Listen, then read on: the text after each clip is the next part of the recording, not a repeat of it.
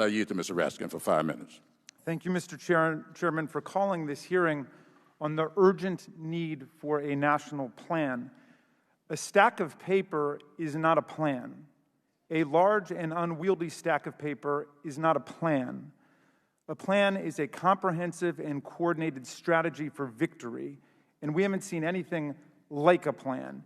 No one has shown us anything. Blaming other countries is not a plan. Blaming China is not a plan. Blaming China is not even a good excuse for the lethal incompetence and disinformation of President Trump. China's early cover-up of the disease only deepens the responsibility and complicity of President Trump, who on 37 different occasions, as I've demonstrated by submissions to this committee, defended and excused and praised the Chinese government and President Xi.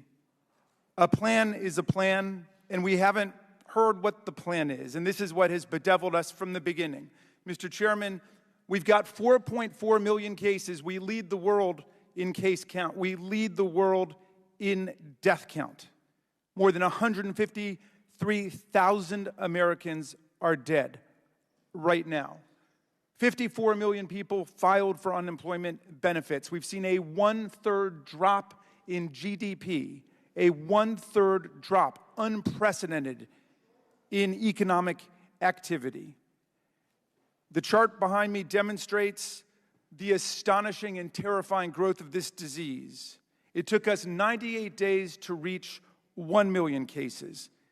It took us 44 days to reach 2 million cases. It took 26 days to reach 3 million cases, and it took us only 15 days to reach 4 million cases. Director Redfield, when do you estimate we're going to get to 5 million cases? What's next? Thank you, Congressman. I think one thing I've learned about this virus is it's not predictable. I will say one thing that's important, that what happens next is really dependent upon if the American public fully embrace what we've asked. If they fully embrace those 5 steps, we'll get control of this pandemic. Well, I thank you for that, and I thank both you and Dr. Fauci for restating the absolute imperative importance of everybody wearing their masks when they're out in public, and everybody maintaining social distance and following the other public health protocols. But the public health officials have been subjected to harassment, and we've even seen some today, have been subjected to ridicule and have been subjected to ludicrous, absurd contradiction. So I want to go through some of the propaganda and disinformation quickly, just as a public service announcement, because America is watching you. And Dr. Fauci, why don't I start with you? Are children almost immune to the disease? Just yes or no, because I've got a lot to get through, please. Are children almost immune to the disease?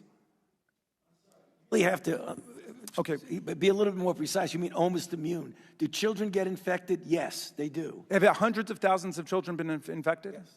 Hundreds of thousands of children been infected, so children are not almost immune to the disease. Is COVID-19 going to magically disappear, Dr. Fauci? I do not believe it would disappear because it's such a highly transmissible virus. It is unlikely that it's going to disappear. Does wearing a mask give people COVID-19? Does wearing a mask give it? No. Okay. Not to my knowledge. All right.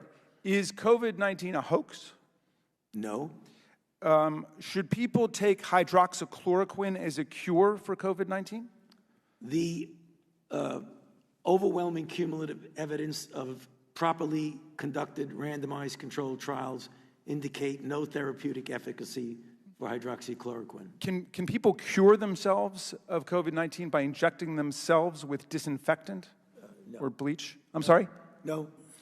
Are you safe from the disease if you go to one of the aforementioned large assemblies, crowds, demonstrations, without a mask on and not observing social distancing, if you sign a waiver that you won't sue the sponsor of the event?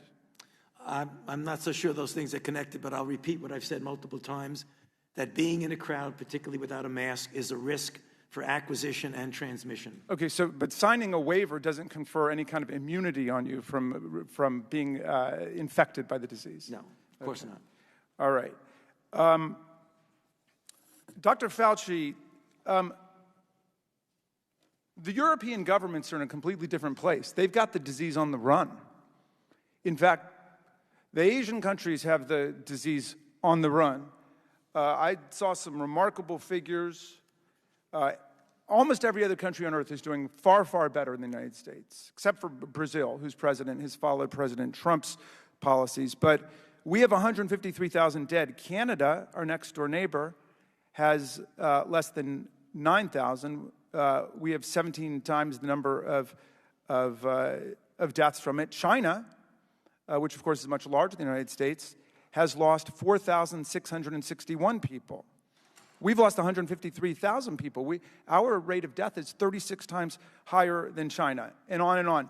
Do we have the financial resources and the scientific expertise in America to do what other governments have done to bring the infection rate down to something manageable so the end is in sight of this nightmare?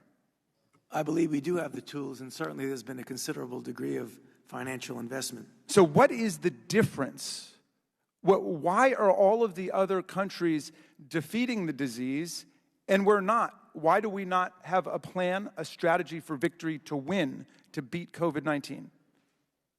Well, I believe I addressed that in not only my opening statement, but also in response to the question of the congressman. And that is that when you look at the comparison between Asia and Europe, as is shown by the chairman's poster up there, that when they shut down to the tune of about 95%, getting their baseline down to tens or hundreds of cases per day. So when we did it, we got it down, but unfortunately, our baseline was 20,000 a day. All right, so we're getting somewhere, but would you agree with me that the critical difference is either the presence or the absence of social cohesion and political leadership to actually develop a plan, execute it, and stick to it? I think there was such a diversity of response in this country from different states that we really did not have a unified bringing everything down. Yes. The gentleman's time has expired, but Dr. Fauci, if you'd like to add more to his question. No, I think I just answered the question. I mean, the end of it was essentially, do we need to stop these disgraceful attacks on public health officials? The gentleman's time has expired. I now you. recognize Mr. Kim for 5 minutes.